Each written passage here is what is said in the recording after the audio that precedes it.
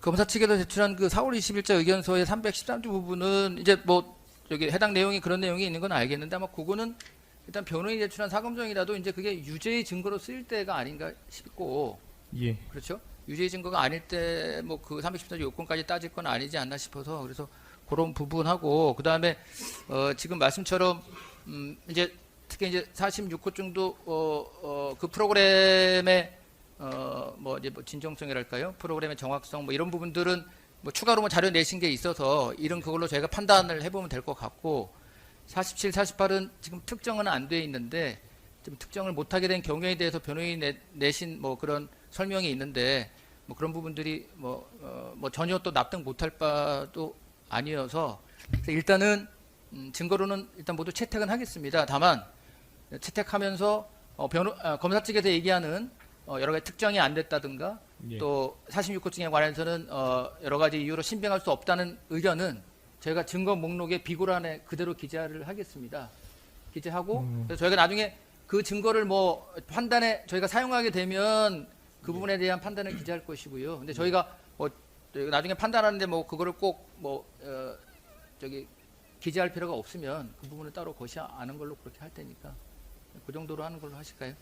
일단 47호증, 48호증 그 형사소송법 314조에 설명하고 있는 것이 변호인이 감정을 제출하는 경우라 함은 통상은 유죄의 증거로 쓰일 수도 있겠으나 변호인이 피고인을 위해서 제출하는 경우를 상정하는 것이 타당할 것 같고, 그런 의미에서 47호증과 48호증은 사실 저희는 의견서 기재한 것처럼 참고자료로서도 허용되어서는 곤란하다라는 취지입니다. 그래서 47호증, 48호증 채택 결정에 대해서는 저희도 한번 법상의 그 채택하신 결정에 대해서 한번 법상 별도의 절차가 있는지 한번 저희도 검토를 해보도록 하겠습니다. 일단 뭐 저희가 사전에 좀 논의도 했고 그래서 일단은 채택은 하고 말 그대로 뭐 신빙성 판단을 하면 될 것이고, 그리고 일단 변호인 측에서야 탄핵 말 그대로 반대 증거 취지에서 낸 거라, 그래도 뭐 그것이 뭐 유죄의 증거면 저희가 당연히 유무죄 판단할 때 뭐 저희가 그 판단을 해야 되지만 반대 증거야 저희가 뭐 꼭 판단하지 않을 수도 있기 때문에, 그래서 그 부분이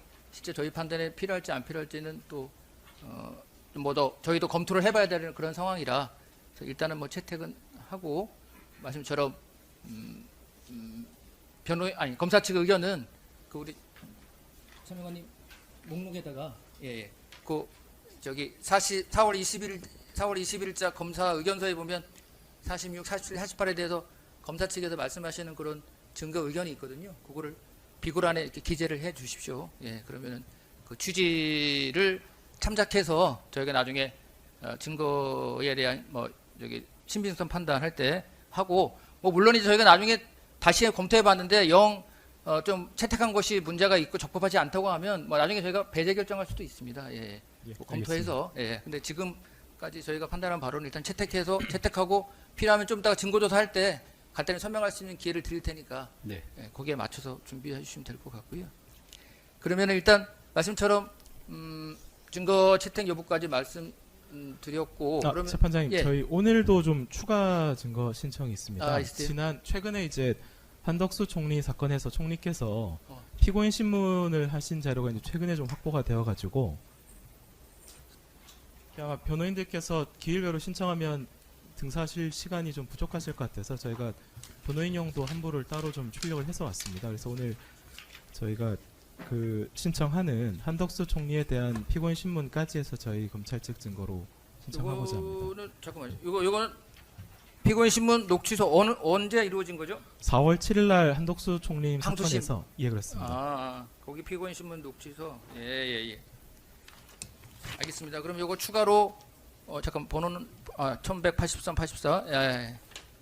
뭐 그렇게 해서 그러면 신청하시겠다는 취지인데, 혹시 요거 가지고서는 뭐 증거 의견은 특별히 동의하는 걸로? 네. 예, 일단 증거 동의하는 걸로 그렇게 해서 저희가 그럼 검사 측 추가 증거 오늘까지 여기까지 내는 걸로 하고요. 그럼 먼저 증거 조사할 텐데요. 예, 먼저 검사 측 그럼 제출한 항소심에서 추가로 제출한 지난번에 제출한 거 다 포함해서 뭐 따로 뭐 준비하신 게 있으신가요? 예, 저희가 그 항소심 추가 증거 양이 많지가 않아가지고 이 추가 증거에 대한 별도의 증거 조사보다는 저희의 아예 검찰 측 최후 의견 진술에 모두 좀 포함시켜서 최후 증거 조사, 최후 의견 진술 그리고 구형까지 저희는 한 번에 좀 진행. 요 서면에 다 들어 있습니까? 예, 그렇습니다. 알겠습니다. 요거 주시고. 그러면 뭐 그렇게 준비해 오셨다고 하니까 변호인 측에서 뭐 양해해 주시면 요 최종 의견 여기 구형까지 다 들어가 있는 건가요? 예, 그렇습니다. 그까지 마치고 증거조사하고 다 마치고 그 검사 측의 증거조사 뭐 설명 내용에 대해서 피고인 측 의견은 뭐 그때 말씀하시고 네. 그 다음에 피고인 측 채택된 증거에 대한 증거 설명은 그때 하시고 그렇게 하는 걸 할까요? 네. 예, 알겠습니다. 그러면 이건 따로 슬라이드 있는 건 아니고 예, PPT 형식으로 PPT 하시고 진행하도록 하겠습니다. 그러면 시간 말씀처럼 저희는 해봤는 한 40분 정도면 40분 정도. 충분할 것 그러면 일응 한 3시까지 하는 걸로 예, 그렇게 준비해서 시작하시죠. 예, 본 사건에 대해서 특별검사의 최종 의견 및 구형을 말씀드리겠습니다. 먼저 피고인의 내란 중요임무 종사죄 및 직권남용 권리행사 방해죄입니다. 피고인에게 부여된 임무에 대해 말씀드리겠습니다. 윤석열 대통령에 대한 탄핵 심판에 증인으로 출석했던 김용현 국방부 장관은 대통령의 지시로 관련 부처의 계엄 협조 사항을 작성했고 여기에는 행안부 장관도 있으며 행안부 장관에게 작성하여 준 쪽지의 내용은 경찰청장에게 작성해 준 것과 같았다라고 증언하였습니다. 또 최근 윤석열 대통령에 대한 체포방해 등 사건의 증인으로 출석하여 김용현 장관이 계엄 상황에서 치안 유지, 질서 유지를 위해 경찰력을 이용할 필요가 있었고 행안부 장관의 본연의 임무가 이런 것들이다 라고 증언하였습니다. 해당 증언은 저희가 증거목록 순번 1182번으로 항소심에서 제출하였습니다. 즉 윤석열 대통령과 김용현 장관은 계엄 상황에서 피고인을 통해 경찰을 지휘하려 한 것입니다. 김용현 장관은 피고인에 대한 임무 부여를 위해 비상계엄 당일 오전에 피고인의 방으로 찾아가서 피고인에게 21시경 대통령실로 오라는 메시지를 전달하였습니다. 그리고 그 말을 들은 피고인은 12월 3일에 예정되었던 울산 행사 도중 자리를 이석하여 서울로 돌아왔습니다. 참고로 이때 울산 행사장에는 나중에 뒤늦게 대통령실에 도착하는 송미령 장관도 참석하고 있었습니다. 김용현 장관은 서울로 돌아오고 있는 피고인에게 비화폰으로 연락하여 도착 예정 등을 확인하였습니다. 그리고 대통령실에 도착한 피고인은 바로 대통령 집무실로 직행하였는데 나머지 참석자들은 슬라이드에서 보시는 바와 같이 모두 도착 후 대접견실에서 대통령의 부름이 있을 때까지 대기하였습니다. 결국 비상계엄 당시 피고인은 유일하게 당일 오전부터 호출을 받은 사람이며 김용현 장관으로부터 직접 연락을 받은 사람이고 동시에 대통령실 도착 후 집무실로 바로 들어간 유일한 국무위원입니다.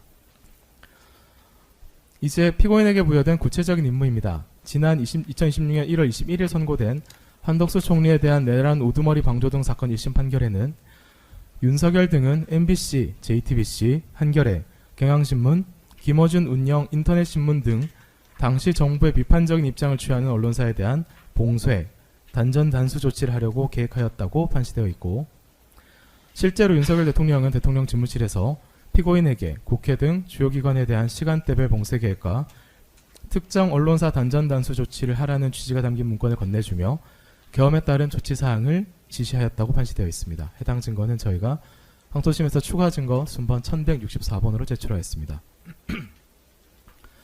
또한 윤석열 대통령은 비상계엄을 선포한 뒤 대접견실을 나가면서 피고인에게 다가가 전화하라라는 취지로 손동작을 취하며 대화하는 등 그 지시사항을 다시 한번 강조했다고 판시되어 있습니다. 이건 역시 한덕수 총리에 대한 내란 우두머리 방조 등 사건에서 인정된 사실관계입니다. 비상계엄 당일인 2024년 12월 3일 20시 33분경 대통령실에 도착한 김용현 장관은 대접견실로 안내받고 그곳에서 대통령의 부름을 기다리고 있었습니다. 참고로 그 뒤 20시 36분에 대통령실에 도착한 피고인은 집무실로 직행하였습니다. 그리고 20시 40분경 대접견실에 도착한 한덕수 총리가 김영호 장관에게 대통령이 비상계엄을 선포하려는 것 같다는 말을 하였습니다. 즉 국무총리는 이미 비상계엄 선포 예정 사실을 알고 있었던 것으로 보입니다. 비상계엄이 선포되고 모든 국무위원들이 대통령실을 떠난 뒤 피고인과 한덕수 총리만 대접견실에 남아 독대하였는데 이때 상황을 정리하면 다음과 같습니다. 먼저 피고인은 국방부 장관과 함께 대통령에게 계엄 선포 건의를 할 수 있는 둘뿐인 국무위원입니다. 그리고 피고인은 계엄 당일 오전 김용현 장관으로부터 직접 호출을 받았고 서울로 돌아오는 중에도 김용현 장관과 비아폰으로 통화를 하였으며 대통령실에 도착해서는 유일하게 대통령 집무실로 안내받은 사람입니다. 한편 한덕수 총리는 행정각부를 통할하는 국무총리이며 비상계엄 당일 대통령실에 도착하기 전에 이미 대통령이 계엄 선포를 할 것 같다는 사실을 알고 있었던 사람입니다. 이러한 사정을 종합하면 피고인과 한덕수 총리가 남아서 나눈 대화는 비상계엄과 무관한 내용일 수가 없고 어쩌면 피고인도 이미 계엄 선포 사실을 대통령실 도착 전부터 알고 있었거나 또는 계엄이 계획 중인 사실은 알고 있었고 다만 그 선포일이 2024년 12월 3일이라는 그 사실만 당일 알게 된 것일 수도 있습니다.